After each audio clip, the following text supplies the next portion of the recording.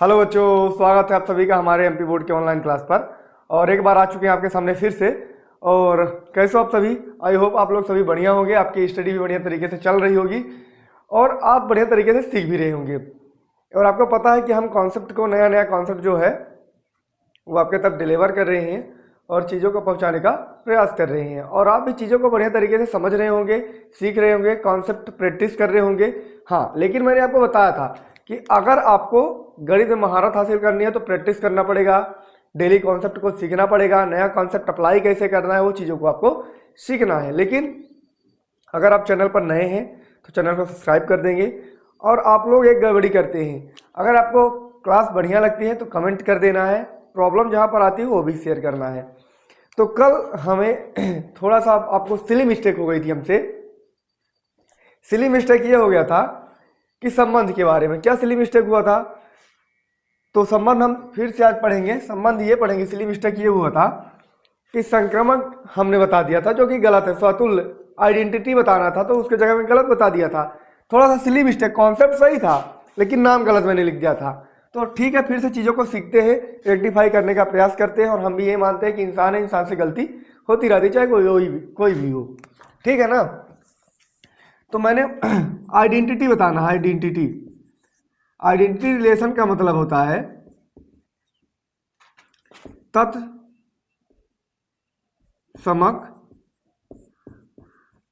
संबंध।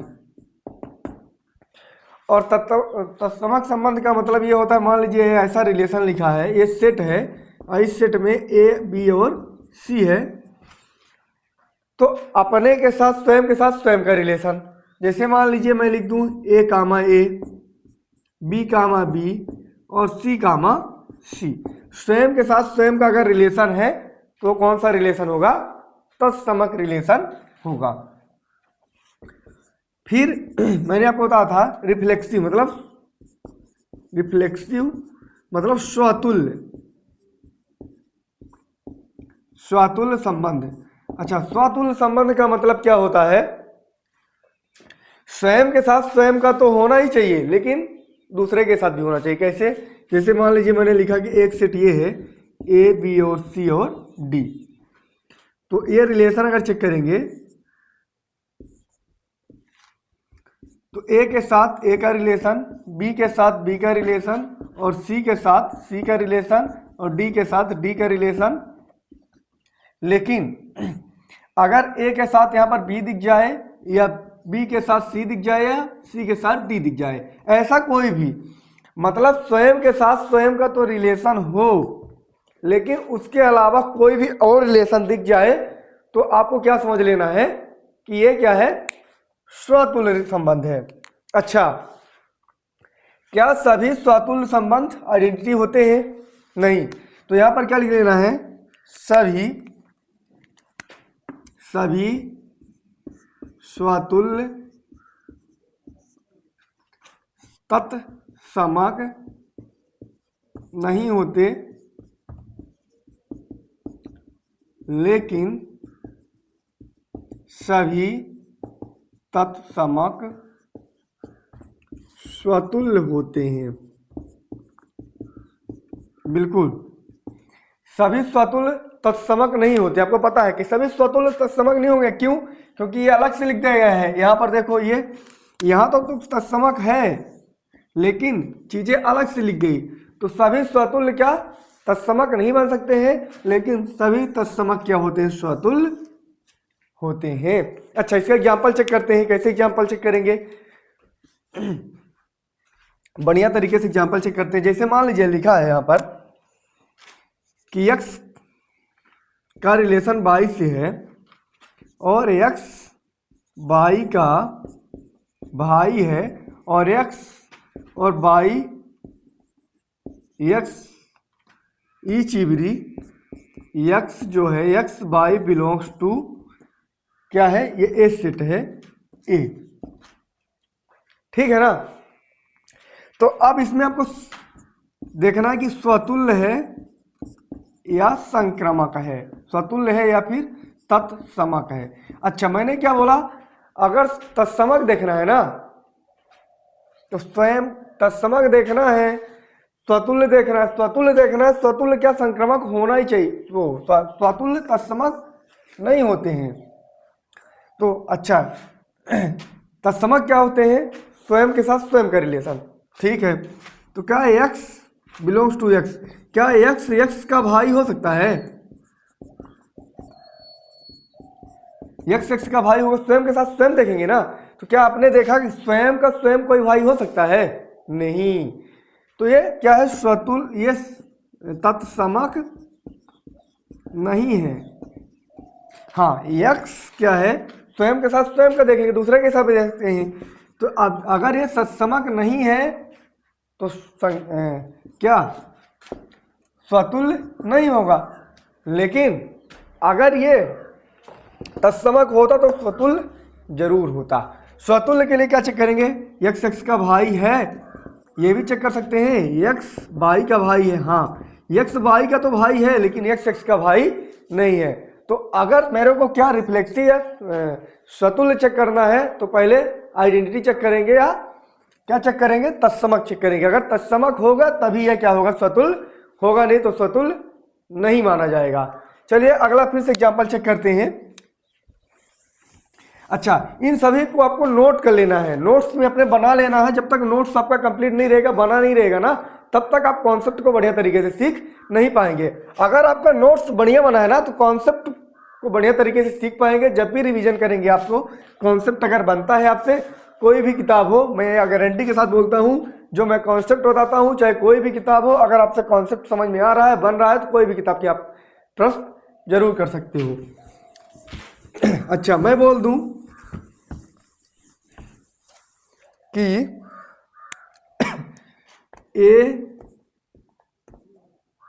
x और x का रिलेशन y से है, जहां x बिलोंग करता है a से और y बिलोंग करता है, x और y दोनों ही चिबरी बिलोंग कर रहे हैं।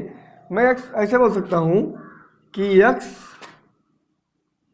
पिता है y का।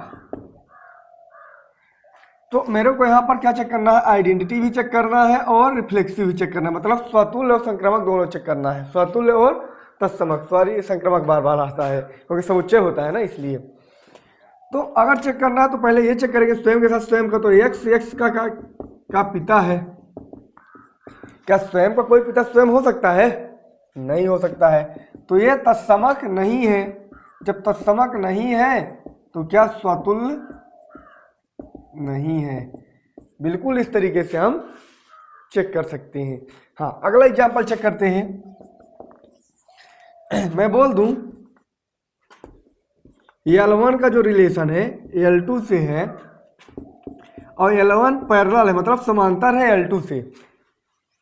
ऐसी मैं बोल रहा हूं कि L1 का जो रिलेशन है L2 से है, L1 का रिलेशन L2 लाइन है, ये लाइन L1 जो लाइन है L2 से रिलेशन है, और L1 लाइन क्या है, L2 के समांतर है। और ई चिबरी जो ये L है बिलोंग करता है, L1 और L2 क्या है, L1 और L2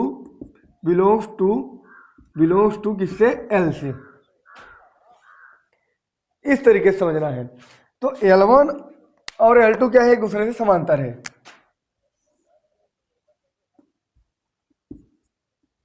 L2 समांतर है, क्लियर बात है ना। अगर L1 का रिलेशन L2 से है तो L1 क्या है, पैरेलल है L2 से। और कोई भी लाइन जो होती है स्वयं के साथ पैरेलल होती है, समांतर होती है। तो चेक करेंगे यहां पर, तो L1 क्या हो जाएगा, सॉरी, जो L1 हो जाएगा, जो L1 हो जाएगा वो सेम से क्या हो जाएगा, L1 से क्या है, L1 और L1 से क्या है, L1 और L1 से क्या है, समांतर है, बिल्कुल समांतर है। और L1 L2 से भी समांतर है, देखो स्वयं के साथ स्वयं का समांतर है। और L2 भी क्या है, L2 भी L2 से समांतर है, और L2 L1 से भी समांतर है। हाँ, तो ये वाला क्या होगा, ये स्वतुल्य भी होगा एवं तत्समक भी होगा। चीजें आपको बढ़िया तरीके से समझ में आ गई होगी कि इस तरीके से इस केस में हमें कैसे करना है।